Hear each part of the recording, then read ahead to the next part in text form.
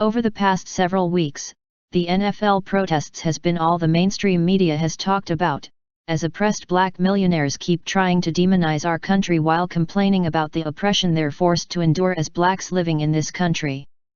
After weeks of NFL protests, now the United Nations is interjecting themselves back into our politics yet again, making a sickening demand of all white people who live in the United States.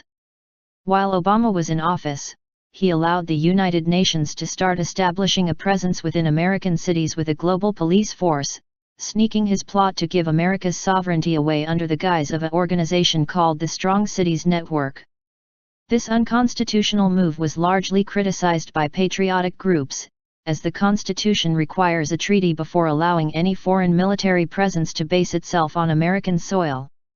The Strong Cities Network, SCN, was launched by the United Nations back in September 2015, providing the first-ever global network of mayors and municipal-level policy makers with the stated goal of providing a community to counter violent extremism in all its forms.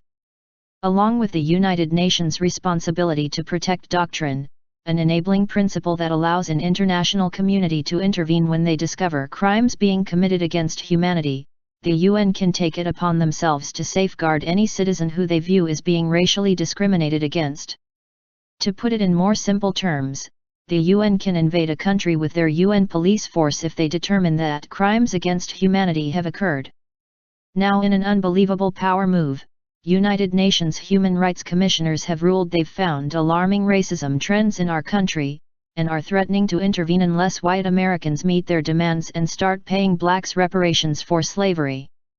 The Washington Post reports the history of slavery in the United States justifies reparations for African Americans, argues a recent report by a UN affiliated group based in Geneva.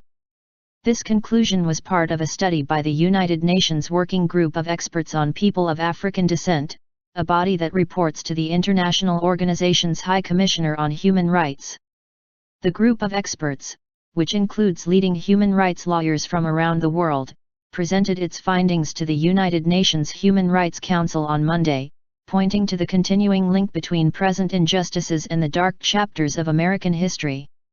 In particular, the legacy of colonial history, enslavement, racial subordination and segregation, racial terrorism and racial inequality in the United States remains a serious challenge, as there has been no real commitment to reparations and to truth and reconciliation for people of African descent, the report stated.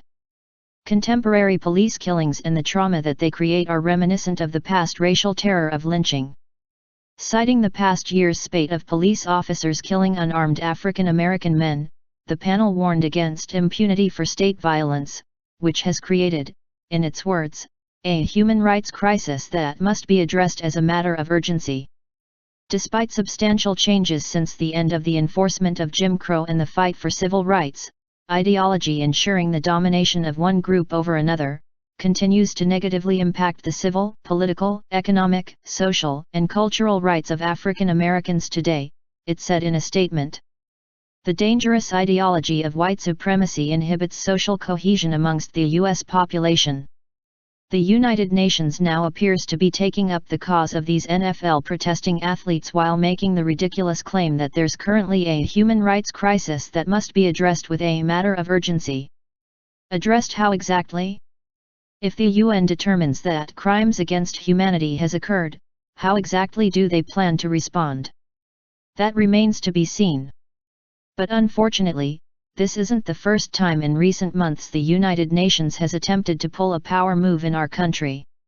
After the Charlottesville incident, Anastasia Crickley, chairwoman of UN Committee on the Elimination of Racial Discrimination, CERD, issued a warning to America on August 12 saying, "We are alarmed by the racist demonstrations, with overtly racist slogans, chants and salutes by white nationalists, neo-Nazis, and the Ku Klux Klan, promoting white supremacy and inciting racial discrimination and hatred," Crickley said. This is an extremely serious power play move on behalf of the Sharia law-supporting United Nations, as this warning has only been issued in a handful of countries in the past 10 years, where the UN warned third world countries such as Burundi, Iraq, Ivory Coast, Kyrgyzstan, and Nigeria of their actions against humanity. crickly is now getting the UN to undertake concrete measures against the United States.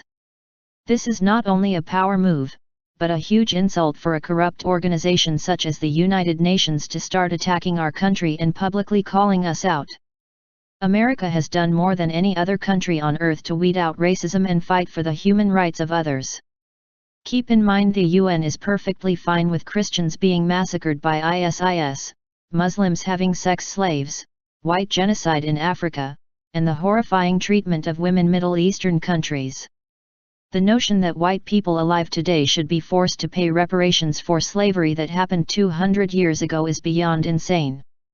Even if whites were to pay reparations for slavery that happened 200 years ago, how it fair to demonize the entire white race when only 6% of Southerners even owned slaves?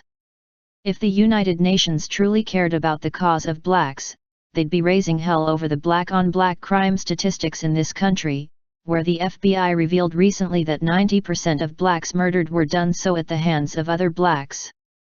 But as soon as there's several incidents of our police shooting armed thugs in our country, now there's suddenly a human rights crisis that the United Nations feels that white America must atone for? Give me a freaking break.